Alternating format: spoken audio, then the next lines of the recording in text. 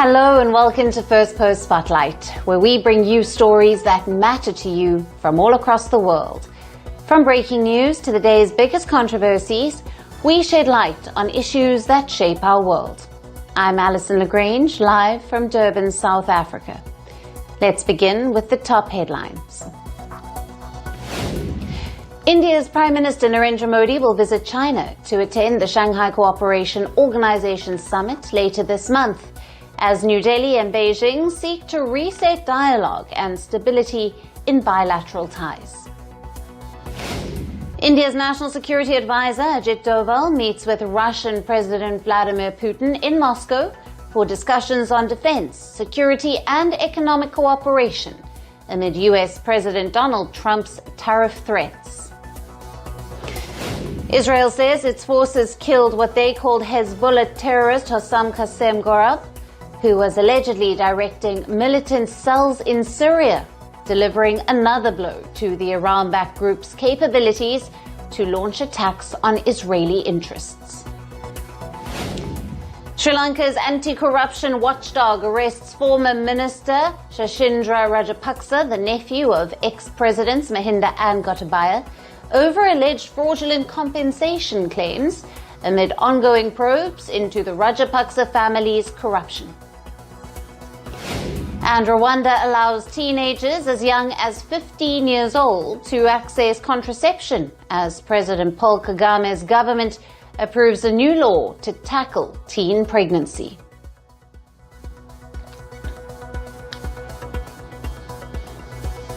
Hello and welcome. We begin with China. Protests are a rare sight in the South Asian nation in President Xi Jinping's regime. But a viral video from Jiangyou city has irked the citizens and brought them out onto the streets. Before we tell you more about the violent protests, let's first take a look at this video that sparked a row. It shows a 14-year-old girl being slapped and kicked. She was also hit with a stick and was forced to kneel by 3 other minors who assaulted her. Now, the victim warned her tormentors, saying that her father would call the police. In response, one of the girls reportedly said that they were not afraid, while another reportedly added that she had been to the police station more than 10 times and was set free in less than 20 minutes. The video of a 14-year-old being bullied and the brazen claims by the bullies sent shockwaves across the city. As the matter came out, the police said 2 out of 3 suspects have been sent to specialized schools for corrective education. But the case was far from an open and shut one, because from here, anger among people only grew. The victim's deaf and mute mother reportedly pleaded with the authorities for justice. Some of the videos on social media also show a man and woman kneeling and pleading. This further infuriated the public, and calls for stricter punishment grew louder. After this, more than 1,000 people gathered to protest in the southwestern Chinese city of Jiangyou. The protesters sought justice for the teen victim, who was left with bruises and trauma after the assault. But protests do not last for long in Xi's China. The demonstrators are often treated violently. The protesters of Jiangyou met a similar fate. Videos on social media showed a brutal crackdown. The protesters were baton charged. The police even used electric prods to disperse them. And many were dragged out of the protest sites. The videos also showed the deployment of dozens of personnel from the country's Special Weapons and Tactics, or the SWAT force. The police have also punished 2 people for spreading fake information online, alleging their posts have disrupted public order. Now, this is not the first time when parents have hit the streets protesting over violence against school children in China. In January, violent demonstrations erupted over the death of a teenage boy in Jiangyou province. Authorities said the teenager fell to his death in an accident at his school dormitory. But there were allegations of a cover-up and these claims sparked violent protests, with demonstrators hurling objects at the police. Protests over concerns for child safety are becoming increasingly common in China. Looking at the grave situation, Chinese authorities also vowed to crack down on school bullying after a high-profile murder case last year. Not much seemed to have been done by the government since then. Meanwhile, the young minds continue to pay the cost of negligence by authorities. And moving on, Pakistan's army under newly crowned Field Marshal Asim Munir finds itself stretched thin, fighting on two dangerous fronts in rest of Balochistan, where a long-simmering insurgency against Pakistan rule is flaring up again. The second military battleground are the streets of Pakistan's major cities, where former Prime Minister Imran Khan's supporters are refusing to back down. Let's start in Balochistan, where a deadly ambush by Baloch rebels has once again exposed Pakistani army's vulnerabilities, even as Islamabad continues to repress the Baloch population in their own homeland. On the 5th of August, an IED blast tore through a military convoy in Nushki district, killing 3 army personnel, including a major, and injuring 3 others. The Baloch Liberation Army, or the BLA, claimed responsibility for the attack. The BLA said this was a precision intelligence-based strike executed through a remote-controlled explosive. The Pakistani Army's major, along with Subedar and Lansnaik, are the latest casualties in what is increasingly looking like a coordinated campaign. Since mid-July, at least 4 military officers of major rank have been killed in separate, high-profile attacks, and this included attacks in Awaran, Quetta, Mastung, and the latest attack in Nushki.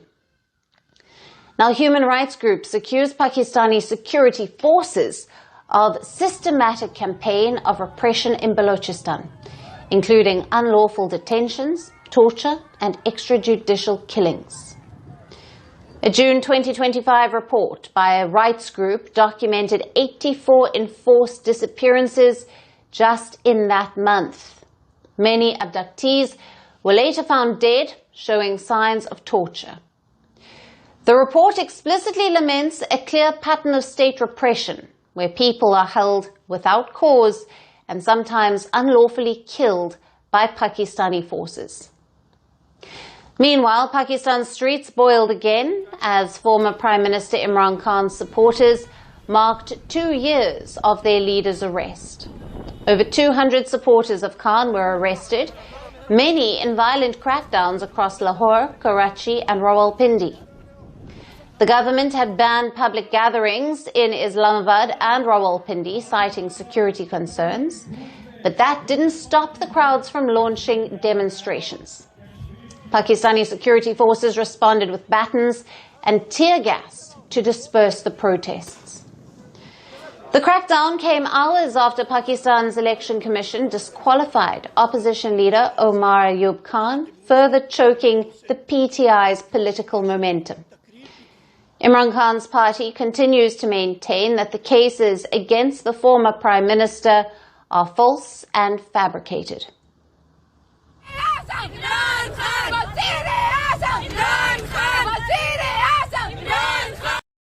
पूरी दुनिया में आज लोग इमरान खान की इस नाहक झूठे मुकदमात में गिरफ्तारी के खिलाफ एहतजाज कर रहे हैं। हम अपने लीडर के लिए आए हैं। 25 करोड़ आवाम पाकिस्तान के अपने लीडर के लिए निकली है। हम चाहते हैं कि अगर पाकिस्तान को तरक्की देनी है, पाकिस्तान में आइन और कानून की हुक्मरानी करनी है, तो आपको इमरान खान को इन झूठे मुकदमात से बरी करके रिहा करना पड़ेगा, वरना ना पाकिस्तान तरक्की कर सकेगा। And here's the bigger picture. Pakistan's newly crowned Field Marshal Asim Munir now finds himself cornered, not just by Baloch rebels after years of repression, but also by deteriorating trust at home. His forces are losing officers in rest of Balochistan and are also facing rage on the roads of Rawalpindi. Whether this is a passing moment of unrest or the start of something far more destabilizing, that's a question Pakistan's Field Marshal, Asim Munir, will have to answer fast. And nearly 3 months into the success of Operation Sindoor against Pakistan-sponsored terrorism, India's defence modernisation overdrive continues unabated. In the latest, India's Defence Ministry has given an initial nod for the procurement of several dozen heavy-duty armed drones, along with air-launched BrahMos supersonic cruise missiles. Now, these are the same high-precision strike systems used to target Pakistani air bases and radar installations during the May retaliatory strikes under Operation Sindoor. Together, these modernisation proposals carry a combined value of over $8 billion. Key approvals include 87 armed medium-altitude long-endurance or MALE drones, equipped for intelligence, surveillance, reconnaissance, and precision strike capabilities. The drones will incorporate nearly 60% indigenous content, reflecting New Delhi's push toward Prime Minister Modi's flagship Make in India program in defence manufacturing. Armed with air-to-ground missiles and laser-guided bombs, these MALE drones can operate deep into hostile territory and return to base post-strike, making them faster and more adaptable than even the US-origin MQ-9 drones. The procurement is estimated at about $2.4 billion, with an additional $1.3 billion earmarked for a decade-long logistical support package. India is also set to further strengthen its air-launched strike capability with a new round of procurement for the BrahMos supersonic cruise missiles, considered the crown jewel of India's missile arsenal. Now, these missiles, with a strike range of 450 kilometers, fly at nearly 3 times the speed of sound, and when deployed with Sukhoi 30 MKI fighter jets, form a deadly combination proven during the recent cross-border airstrikes. The strategic procurement is pegged at over $1.3 billion. At the same time, the Defence Acquisition Council has cleared the procurement of 8 BrahMos fire control systems and vertical launchers, costing over $78 million. They will be integrated into the new and existing frontline warships. Currently, over 20 warships, including the latest destroyers and frigates, are already armed with BrahMos missiles, as these systems continue to serve in their role as a primary conventional strike platform. This for the Indian Navy. In fact, in March last year, the ministry had signed a deal worth over $2.3 billion for 220 BrahMos missiles, pushing the total value of the BrahMos-related contracts to nearly $7 billion to date. The Indian Defence Ministry also approved key infrastructure and system upgrades across Army, Navy, and Air Force. For the Indian Army, the procurement of the new thermal imagery-based driver night sights for infantry combat vehicles will enhance night mobility and will combat effectiveness for mechanized infantry units. For the Navy, the green signal has been given for the acquisition of compact autonomous surface crafts designed for anti-submarine warfare. They will bolster the Navy's capabilities to detect, classify, and neutralize underwater threats in strategic zones. Also in the pipeline is the upgrade of the Israeli-origin Barak 1 Point defense missile systems installed on Indian warships. And for the Indian Air Force, New Delhi has cleared the procurement of specialized mountain radars to strengthen air surveillance along the northern borders. The upgrade of the Israeli-origin Spider air defense missile system, with a 15-kilometer range, is also on track to enhance short-range air defense. Meanwhile, the ministry has also approved sustenance plans for the American C-17 and C-130J transport fleets, along with a comprehensive maintenance contract for Russia's S-400 long-range air defense systems. As tensions simmer and strategic dominance remains non-negotiable, India's defense modernization push is not just about weapons, but about deterrence, readiness and dominance in a volatile neighborhood. A clear signal that India is gearing up for the future on land, at sea, and in the skies. And our final story is from Australia. The Albanese government has decided to welcome more foreign students next year. It has announced an increase in the visa cap for international students, with a focus on applicants from Southeast Asia. Australia has raised the cap for foreign students to 295,000 for next year. This marks a 9% increase from this year's limit of 270,000. Canberra has kept 2/3 of the applications for the university sector, and 1/3 would be reserved for vocational education and training providers. The Australian public universities now need to demonstrate that students can access safe housing and increase Southeast Asian enrollments to receive higher individual quotas. The decision marked a U-turn from Canberra's decision to reduce the cap last year. The government had also more than doubled the visa fee for foreign students. The previous curbs were aimed at addressing migration issues and a surge in housing prices. The crisis stemmed from a whopping number of nearly 600,000 student visas granted in 2023. The government officials said that the restrictions imposed were fruitful as they helped to increase the visa cap in 2026. Australia has recalibrated its migration policies. It is focusing on managing education sector growth. The Australian Education Minister said the decision is intended to align sectoral growth with national interests. This, as the international education sector made massive contributions to the country's economy. It contributed more than $33 billion to the Australian economy in 2024, and it emerged as the largest exported service. The Australian policy shift also marks efforts to deepen ties with India, as well as Southeast Asian nations such as the Philippines, which sends some of the largest chunks of students to study in Australia. The decision also marks the Albanese government's bid to reduce economic reliance on China, which is one of the largest sources of foreign students in Australia. Meanwhile, India remains the leading source. In 2023, close to 95,000 Indian students were studying in Australia. Last year, the number rose to over 115,000. Indians represented about 19% of the total international student visa holders in Australia last year. Canberra's announcement comes against the backdrop of the Trump administration's visa curbs. The US has implemented a series of restrictive measures since early 2025.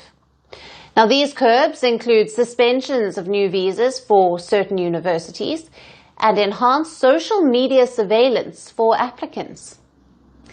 With the US turning unpredictable for migration, Australia's decision is like a new ray of hope for thousands of Indian students who wish to study abroad. And that's all we have on the show for today. We will see you again tomorrow at the same time. Thank you for watching. Stay tuned to Firstpost. From breaking news to the day's biggest controversies, shedding light on the world's top headlines, detailed analysis on the stories that matter the most to you.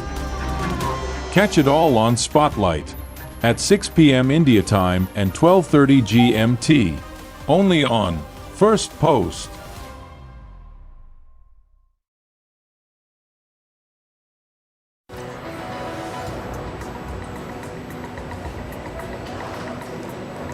Hello and a very warm welcome. I am Gushin Galan and you're watching Firstpost. In the next few minutes, I get you the top 40 updates from around the world, only here on Fast and Factual. Let's get started.